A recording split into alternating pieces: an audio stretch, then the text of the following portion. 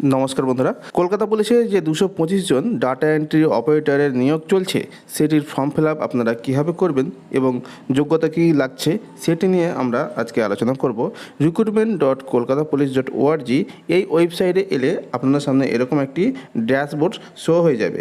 এখানে দুটি অপশন আছে, একটা হলো নোটিশ আর একটা হলো প্রসিড। তো আপনারা যদি নোটিশে ক্লিক করেন তাহলে আপনার সামনে এরকম একটি ইন্টারফেস আসবে।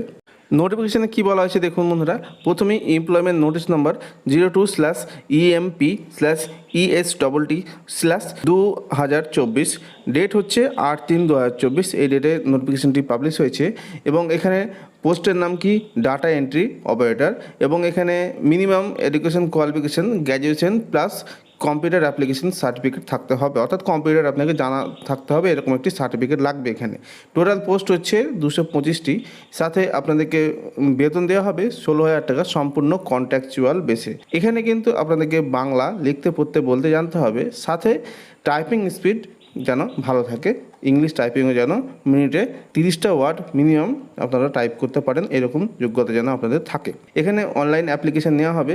তো এখানে সাইটটি দেওয়া রয়েছে www.kolkatapolice.gov.in। তাছাড়া আমি প্রথমে যে ওয়েবসাইটের নাম বলেছি এই ওয়েবসাইট থেকেও আপনারা অ্যাপ্লাই করতে পারবেন, একই ইন্টারফেস আসবে।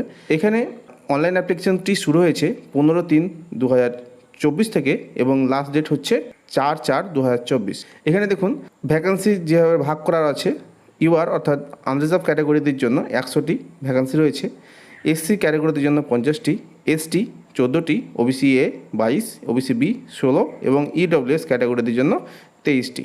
ইউআর যে ক্যাটাগরি রয়েছে তাদের এজ লিমিট দেওয়া হয়েছে এখানে 1/4/1984 তারিখ থেকে 1/4/2006 এর মধ্যে যদি জন্ম তারিখ হয়ে থাকে তবে আপনারা অ্যাপ্লাই করবেন। সাথে আপনারা দেখে নিতে পাচ্ছেন SC, ST, OBC A, OBC B, EWS ক্যাটাগরিদের জন্য আপনারা নোটিশটা ডাউনলোড করে লিখতে হবেন।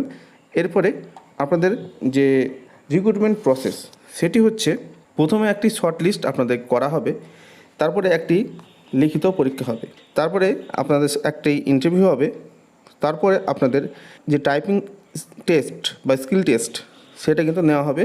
মিনিটে 30টি ওয়ার্ড লিখতে জানতে হবে, সাথে আপনাদেরকে বাংলা টাইপিংয়ের অভিজ্ঞতা থাকতে হবে। তো এই জিনিসগুলো হবে। তো এবার আসুন আমরা অনলাইন অ্যাপ্লিকেশন প্রসেসটি দেখে নিই। বেসিক ডিটেলস আমরা আলোচনা করলাম, এবার আমরা অনলাইন অ্যাপ্লিকেশন প্রসেস দেখব। চলুন দেখে নেওয়া যাক। প্রথমত আপনারা ওয়েবসাইটে পুনরায় চলে আসবেন, দিয়ে আপনারা এই প্রসিডে এখানে ক্লিক করবেন। এখানে ক্লিক করলে আপনাদেরকে প্রথমত রেজিস্ট্রেশন করতে হবে।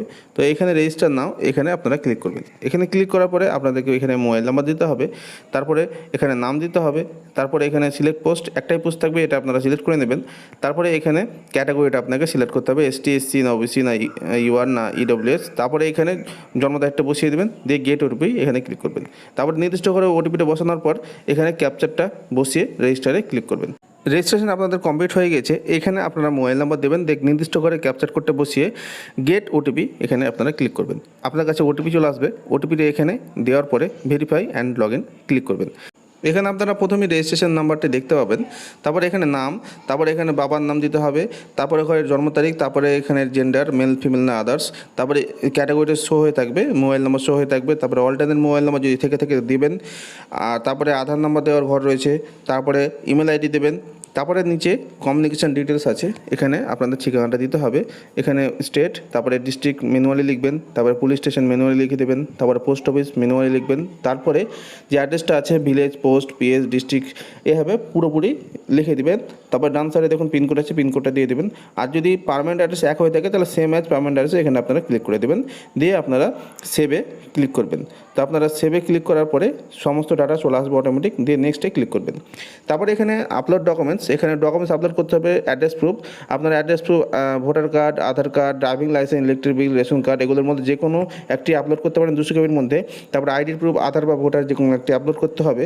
তারপরে এজ প্রুফ, আপনাদের বার্থ সার্টিফিকেট, মাধ্যমিক অ্যাডমিট বা পাস সার্টিফিকেট যেটা রয়েছে সেটা আপনারা আপলোড করবেন 200 কেবির মধ্যে।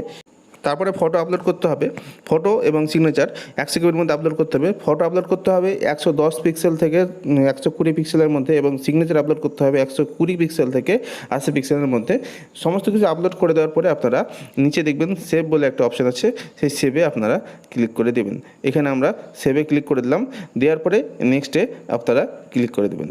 এরপরে বন্ধুরা এখানে আপনাদেরকে এডুকেশন ডিটেলসটা করতে হবে। জেনারেলি গ্র্যাজুয়েশন চেয়েছে, তো নর্মাল যদি গ্র্যাজুয়েশন আপনারা করে থাকেন তাহলে গ্র্যাজুয়েশন ইন জেনারেল ডিসিপ্লিন এখানে সিলেক্ট করে ইনস্টিটিউটের নামটা আপনারা এখানে দিয়ে দেবেন, তারপরে কোন স্ট্রিম থেকে পাস করেছেন সাবজেক্টগুলো দিয়ে দিবেন, তারপরে টোটাল মার্ক, তারপরে কত পেয়েছেন, তারপরে পাসিং ইয়ার কোন সালে পাস করেছেন, তারপরে এখানে আপলোড রেজাল্ট সার্টিফিকেট, সেটা 400 কেবির মধ্যে পিডিএফে আপলোড করতে হবে। তারপরে এখানে নিচে কম্পিউটার কোর্স যেটা করেছেন সেই কোর্সের নাম এখানে দিতে হবে, কোন ইনস্টিটিউট থেকে পাস করেছেন সেই ইনস্টিটিউটের নামটা এখানে দিয়ে দেবেন, তারপরে কত মাসের জন্য আপনি কোর্সটা করেছেন সেটা লিখে দিয়ে সেই রেজাল্টটা এখানে আপলোড করতে হবে বা সার্টিফিকেট আপলোড করতে হবে 200 কেবির মধ্যে পিডিএফে দিয়ে আপনারা সেভ করে দেবেন। এবার যদি আপনারা গ্র্যাজুয়েশন করে থাকেন কম্পিউটার সায়েন্স নিয়ে তাহলে দ্বিতীয় অপশানটা সিলেক্ট করবেন, তাহলে আলাদা করে আপনাদেরকে কম্পিউটার সার্টিফিকেট এখানে আপলোড করতে হবে না। এবার যদি আপনারা হায়ার এডুকেশন করে থাকেন পোস্ট গ্র্যাজুয়েট বা আপনারা পোস্ট গ্র্যাজুয়েট নিয়ে মানে কম্পিউটার সায়েন্সের ওপর করে থাকেন তাহলে সেই ক্ষেত্রে সেগুলো দিতে পারেন, কিন্তু নর্মাল গ্র্যাজুয়েশনের ক্ষেত্রেও যে মানে সিলেকশন প্রসেস রয়েছে ওদের ক্ষেত্রে সেম সিলেকশন প্রসেস, তাই আপনারা নর্মালি গ্র্যাজুয়েশন প্রসেস দিয়ে আপনারা ডাটাটা সেভ করে দেবেন। তারপরে আপনাদেরকে নেক্সটে ক্লিক করতে হবে। এবার এখানে টাইপিং স্পিড মানে 1 মিনিটে কতটাই মানে টাইপিং করতে পারবেন, নর্মালি এখানে চেয়েছে 30টি, যদি 30টি পারেন ভালো, 30টি 2-1টা বেশি দিয়ে দেবেন, এখানে 34টা দিয়ে আমরা সেভ করলাম। তারপরে এখানে নেক্সটে ক্লিক করতে হবে। এরপরে আপনাদের সামনে যা যা এতক্ষণ ধরে ফিল করলেন সমস্ত ডাটাটা শো হয়ে যাবে। সব কিছু ঠিকঠাক থাকলে নিচে নামাবেন, দিয়ে এই যে বক্সগুলো দেখতে পাচ্ছেন 3টে বক্সে ক্লিক করে দেবেন। ক্লিক করে আপনারা ফাইনাল সাবমিট করে দেবেন, দিয়ে ওকে করে দেবেন, আবার ওকে করবেন। এবার প্রিন্ট অ্যাপ্লিকেশন, এখানে প্রিন্ট অ্যাপ্লিকেশানে ক্লিক করলে আপনাদের সামনে এইভাবে অ্যাপ্লিকেশনটি শো হয়ে যাবে। তো এই অ্যাপ্লিকেশনটা আপনারা প্রিন্ট করে রাখতে পারেন, ভবিষ্যতে যখনই আপনাদের পরীক্ষা পড়বে এই অ্যাপ্লিকেশন আইডি দিয়ে আপনাকে অ্যাডমিট কার্ডটা ডাউনলোড করতে হবে। তো বন্ধুরা এই ছিল আজকের অনলাইন অ্যাপ্লিকেশন প্রসেস। তো ভিডিওটি যদি আপনাদের ভালো লেগে থাকে তাহলে অবশ্যই একটি লাইক করবেন, কমেন্ট করবেন এবং চ্যানেল নতুন দর্শক বন্ধু থাকলে চ্যানেলটিকে অবশ্যই সাবস্ক্রাইব করে পাশে রাখা বেল আইকনটি প্রেস করে দেবেন। তো বন্ধুরা দেখা হচ্ছে নেক্সট ভিডিওতে, ততক্ষণের জন্য নমস্কার।